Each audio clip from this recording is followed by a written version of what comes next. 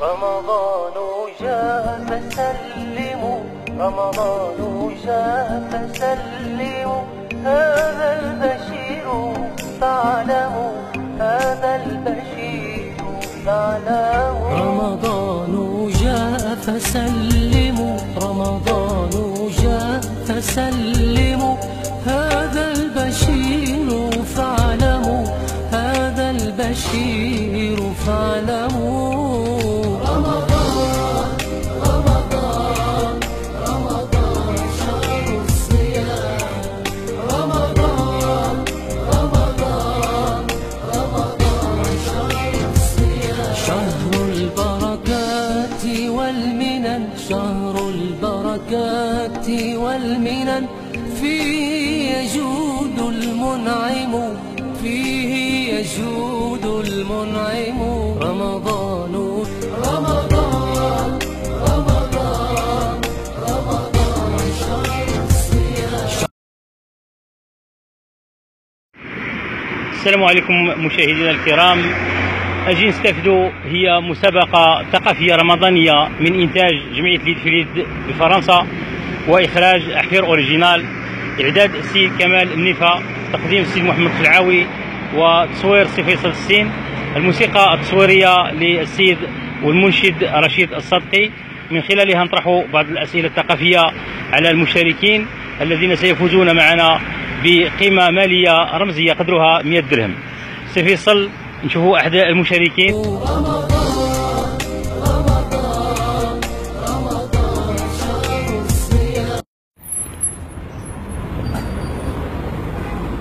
السلام عليكم.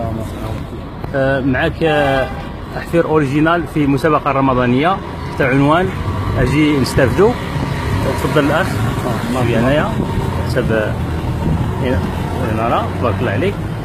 سؤال الحلقة يقول: اذكر أسماء الخلفاء الراشدين بالترتيب. اسماء الخلفاء الراشدين كان سيدنا أبو بكر الأول، أبو بكر قلنا أبو بكر الصديق رضي الله عنه، كان سيدنا عمر بن الخطاب رضي الله عنه، سيدنا عثمان بن عفان رضي الله عنه، وسيدنا علي بن أبي طالب رضي الله عنه. علي رضي الله عنه. هذا الشطر الأول من السؤال. الشطر الثاني من السؤال يقول: اذكر بالترتيب مدة الخلافة ديالهم، يعني شكون هو اللي كان حكم بزاف واللي قل منه ولا قل منه إلى غيره. المدة الخلافة الكبيرة كانت نتاع سيدنا علي بن أبي طالب. علي بن أبي طالب. وشكون اللي موراه؟ زايد موراه سيدنا عمر بن الخطاب. وشكون اللي موراه؟ زايد موراه سيدنا عثمان، عاد سيدنا أبو بكر. المدة القصيرة كانت هي نتاع سيدنا أبو بكر. هي أبو بكر. نشكرك أخي على الإجابة، ولكن ليست هي الإجابة الصحيحة. الشطر الأول كان صحيح، الشطر الثاني ليس صحيح. نشكرك، نتمنى إن شاء الله حظ سعيد في المرة القادمة. بغينا قلنا شي كلمة بالنسبة لهذه المسابقة وجمعية اليد في اليد اللي نظمت هذا أوريجينال على هذه المبادرة هذه. نتمنوا لكم التوفيق في هذه المبادرة هذه، ورمضان مبارك سعيد. نشكرك حنايا بدورنا، نتمنى لك حظ سعيد في المرة القادمة. تبارك الله عليك.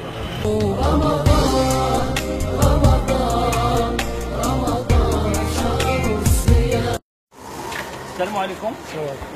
تفضل معنا الأخ. بسم الله. الاسم الكريم محمد الحيوي. سي حيوي. سؤال الحلقة يقول في إطار المسابقة الثقافية أجي نستافدو: اذكر أسماء الخلفاء الراشدين بالترتيب. اذكر أسماء الخلفاء الراشدين بالترتيب. الخلفاء الراشدون هم الذين أتوا بعد رسول الله صلى الله عليه وسلم بعد وفاته.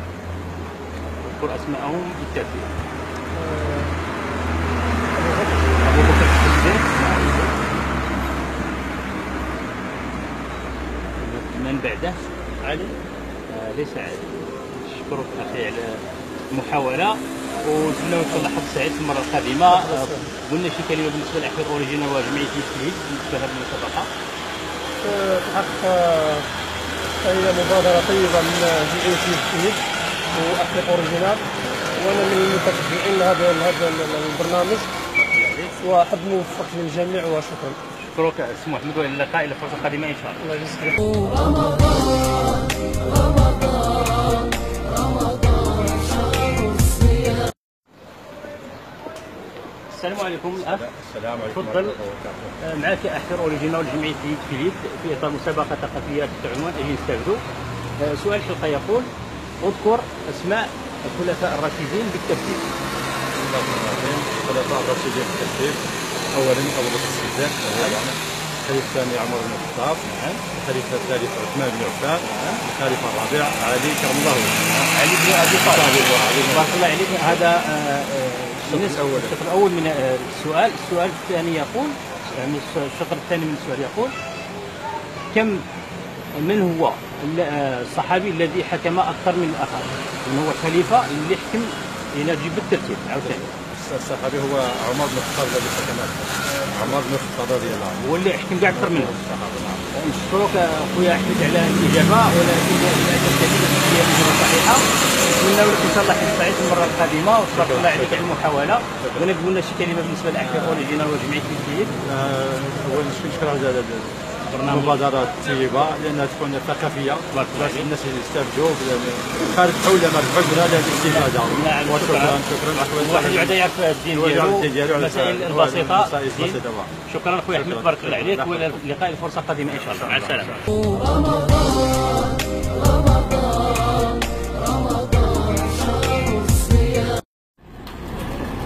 السلام عليكم. وعليكم السلام. السلام عليكم. وعليكم السلام. تفضل سي محمد. الله يبارك فيك. تبارك الله عليك سي محمد. الله يبارك فيك. الله يجزيك معك الخير. احفر اوريجينال وجمعيه ليد في اطار مسابقه ثقافيه تحت عنوان اجي نستافدوا. سؤال الحلقه ديالنا ديال اليوم يقول: اذكر اسماء الخلفاء الراشدين بالترتيب. غادي تقول لك بعض ابو بكر رضي الله عنه، ابو بكر الصديق، عمر بن الخطاب رضي الله عنه، وعثمان رضي الله عنه، وعلي بن ابي طالب رضي الله عنه. يعني هذا كان الشطر الاول من السؤال. الشطر الثاني يقول: من كان الخليفه الذي حكم اكثر منه؟ يعني هم بالترتيب، واللي حكم اول اكثر، واللي يزيد منه، واللي يزيد منه الى اخره. اللي حكم بزاف. اللي حكم كاين سيدنا ابو بكر رضي الله عنه، كاع هما بربعه حكموا، ولكن كاين واحد راه اكثر من واحد. اكثر من اللي دامت الخلافه ديالو اكثر من الاخر. اللي دامت الخلاف الله اعلم اكثر هو عمر بن الخطاب رضي الله عنه. نشكرك يا سيدي محمد على الاجابه، ونتاسف لان كانت هي اجابه صحيحه، ونتمنى ان شاء الله حظ سعيد المره القادمه. غير قلنا شي كلمه بالنسبه للاحفاد اوريجينال وجمعيه ليد اللي منظمه هذه المسابقه. اولا بسم الله الرحمن الرحيم، نشكر جمعيه ليد فيليب وعلى المجهودات الجباره التي تقوم بها خاصه في خدمه المستضعفين والفقراء والمساكين. ونجدد الشكر ديالي خاصه للطاقم ديال الاخ قلعاوي والاخ فيصل. يعني احنا كنتابعوا في مدينه بروكسل يعني كل الانشطه اللي تقوم بها، خاصه الانشطه المباشره سواء الثقافيه او الانشطه اللي يعني تذهب مباشره في المدينه تاعنا. التوفيق ان شاء الله. التوفيق ان شاء الله. بارك الله ورعاكم. نشكرك على هذا الله ينور المشاركه ديالك. نتمنى بحث سعيد في المره القادمه ان شاء الله. مع السلامه. بارك الله.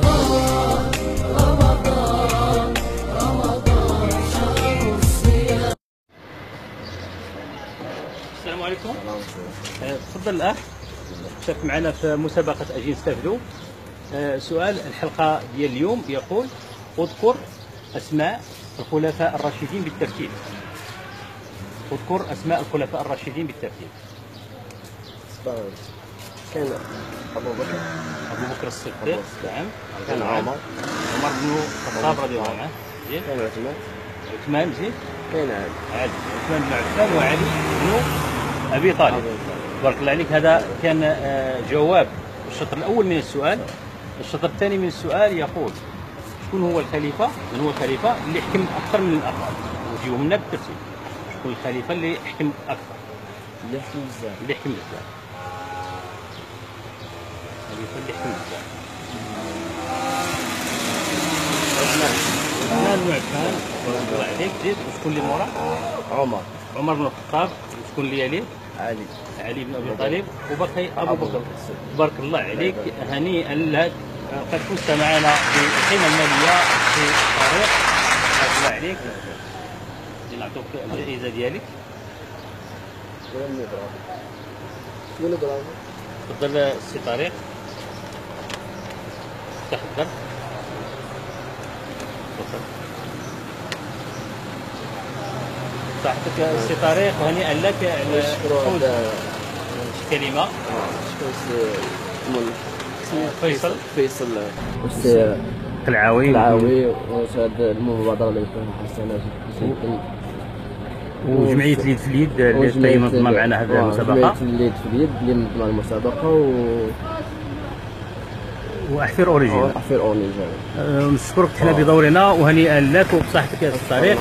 وللتذكير أن عثمان نور عفان حكم من السنة 23 هجرية إلى السنة 35، وأبو عمر بن الخطاب حكم من السنة 13 إلى السنة 23، ويعني 10 سنوات. وعلي بن أبي طالب حكم من السنة 35 إلى 40 هجرية، يعني 5 سنوات. وأبو بكر الصديق حكم من السنة 11 إلى السنة 13 للهجرة، يعني حكم 2 سنين.